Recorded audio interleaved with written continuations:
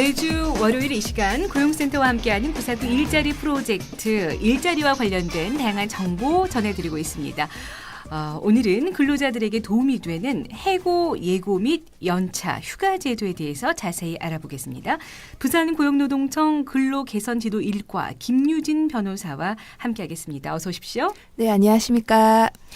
네, 보통 근로자들이 노동과 관련된 문제를 해결하기 위해서는 이제 노동청을 먼저 떠올리게 되거든요.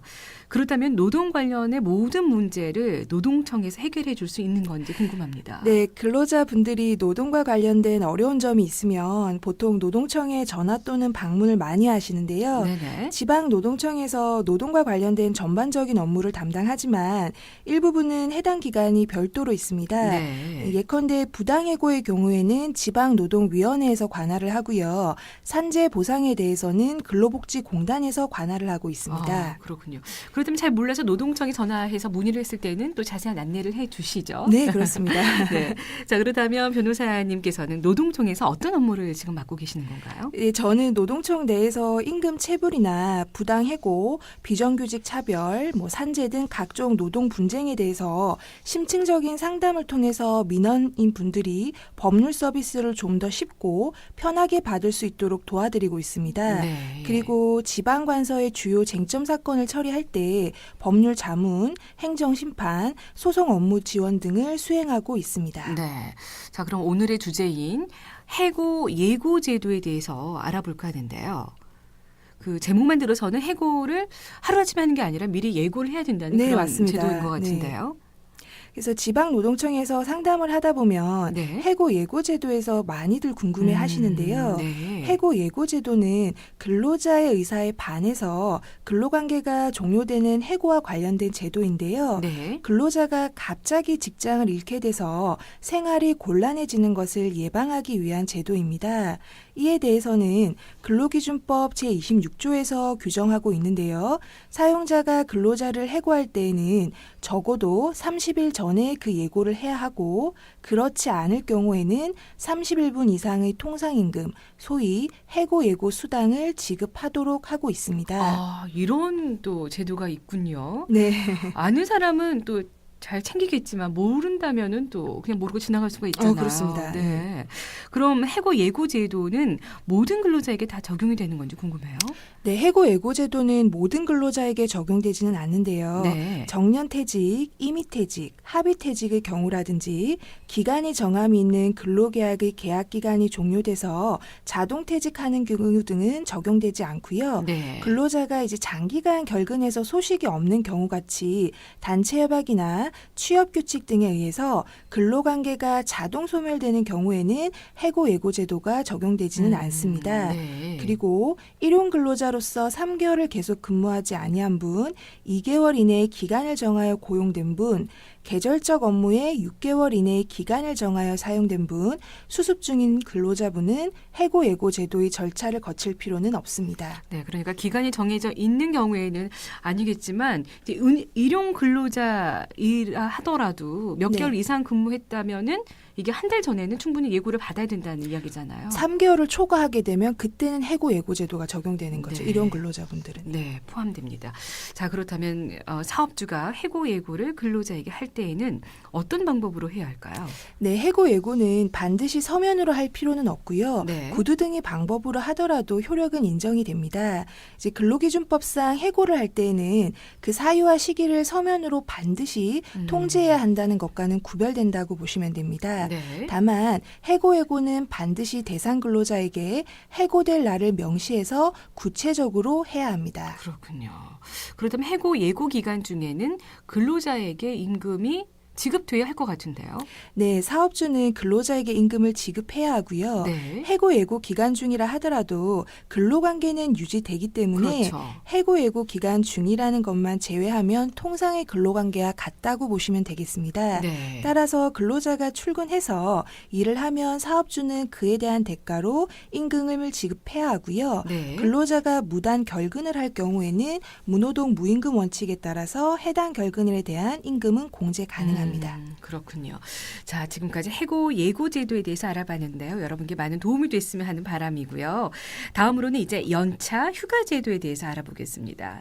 네, 해고 예고 제도와 마찬가지로 연차 휴가 제도에 대해서도 근로자분들께서 많이 궁금해 하시는 사항입니다. 네. 연차 유급 휴가라 함은 쉬고서도 출근한 것으로 간주돼서 통상임금이 지급되는 휴가인데요. 근로기준법 제60조 제1항에서는 사용자는 1년간 80% 이상 출근한 근로자에게 15일의 유급 휴가를 주어야 한다라고 규정되어 있습니다. 네. 또 사용자는 계속해서 근로한 기간이 1년 미만인 근로자 또는 1년간 80% 미만 출근한 근로자에게는 1개월 개근 시마다 1일의 유급 휴가를 주도록 규정하고 있습니다. 네. 그리고 사용자는 3년 이상 근속한 근로자에게는 법 제60조 제1항에 따른 15일의 휴가에 최초 1년을 초과하는 계속 근로년수 매 2년에 대해서 1일을 가산한 유급 휴가를 주도록 하고 있습니다. 네. 이 경우에도 가산 휴가를 포함한 총 휴가 일수는 25일을 최대 한도로 하고 있습니다. 그렇다면 이 연차 휴가는 근로자가 자유롭게 사용하면 되는 건지 궁금하고요. 일용직 근로자도 이게 네. 한 직장에 매일같이 출근하는 경우가 있단 말이에요. 네네. 이런 경우도 해당이 되는 건가요? 그렇습니다. 네. 그래서 사용자는 근로기준법상 연차 유급 휴가를 근로자가 청구한 시기에 주어서 자유롭게 사용하도록 하는 것이 원칙이고요. 네. 그 기간에 대해서는 취업규칙 등에서 정하는 통상임금 또는 평균임금을 지급하도록 하고 있습니다. 다만 근로자가 청구한 시기에 휴가를 주는 것이 사업 운영에 막대한 지장이 있는 경우라면은 네. 그 시기를 변경할 수는 있습니다. 뭐 얼마나 막대한 지장이 있는 경우가 있겠습니까마는 네. 이런 규칙이 있군요. 네. 그리고요. 참고로 이제 근로기준법 제60조에 따른 연차 유급 휴가는 상시 5인 이상의 근로자를 사용하는 사업장에 적용되기 때문에 네. 만약에 상시 4인 이하의 근로자를 사용하는 사업장이라면은 강제적으로 적용되지는 않는 규정입니다. 상시 5인 이상의 근로지고요. 그리고 1년간 80% 이상 출근한 근로자에게는 15일의 유급 휴가가 주어져야 한다는 규정이 돼 있으니까요. 우리의 그 노동자들, 근로자들 꼭 자신의 어떤 그 권리라고 해야 되나요? 꼭 네. 찾았으면 좋겠네요. 자, 그럼 사업주가 설날이나 추석 같은 공휴일, 소위 달력의 이제 빨간 날을 연차 유급 휴가로 하라고 할 수도 있을 것 같아요. 이렇게 되면은 사실상 근로자가 쓸 수 있는 연차 휴가 일수가 적어지지 않나요? 이 현행법상 법정 휴일은 주휴일과 근로자의 날 뿐입니다. 따라서 취업규칙 및 근로계약서 등에 공휴일을 유급휴일로 규정하지 않은 상태라면은 네. 공휴일을 연차 휴가의 사용으로 대체할 수는 있는데요.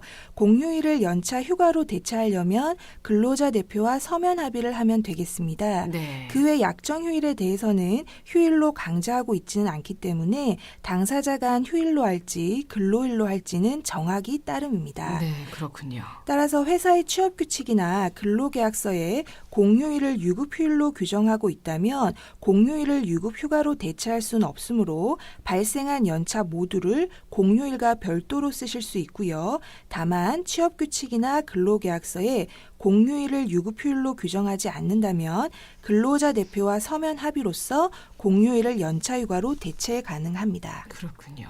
그런데 근로자들은 업무상 이제 바쁘게 지내다 보면 연차 휴가를 제대로 쓰지 못하는 경우가 참 많은데요. 네. 그렇다면 쓰지 못한 휴가는 소멸되나요? 어떻게 해야 되나요? 네, 근로자는 해당 연도에 발생한 연차 유급 휴가를 1년간 사용할 수 있도록 하고 있는데요. 네. 사용하지 못한 휴가에 대해서는 사업주에게 연차 유급 휴가 미사용 수당을 청구할 수 있고요. 그 기간에 대해서는 취업규칙 등에서 통상임금 또는 평균임금으로 정한 임금을 지급받을 수 있습니다. 네. 그렇다면 이제 마지막으로 근로기준법상 해고 예고 그리고 연차 유급휴가 규정 위반에 대한 구제 신청은 어떻게 할 수 있을까요? 네, 해고 예고 제도의 적용을 받는 근로자가 적어도 30일 전에 그 예고를 받지 못하고 즉시 예고를 당했지만 사용자로부터 해고 예고 수당을 지급받지 못한 경우나 연차 유급휴가 적용을 받는 사업장 근로자가 사용자로부터 연차 유급휴가 또는 그 미사용 수당을 지급받지 못한 경우에는 가까운 고용노동청에 신고를 해서 도움을 받으실 수 있겠습니다. 네, 오늘도 아주 유익한 정보를 알려주셨는데요. 949 일자리 프로젝트, 오늘은 부산 고용노동청 근로개선 지도 1과 김유진 변호사와 함께 해고 예고 그리고 연차 휴가 제도에 대해서 자세히 알아봤습니다. 오늘 말씀 고맙습니다. 네, 감사합니다. 네, 스튜디오 949 함께하고 계십니다. 오늘 아침 풍경, 오늘은 정월대보름을 맞이해서 나의 소망은 이란 주제로 여러분과 함께하고 있는데요.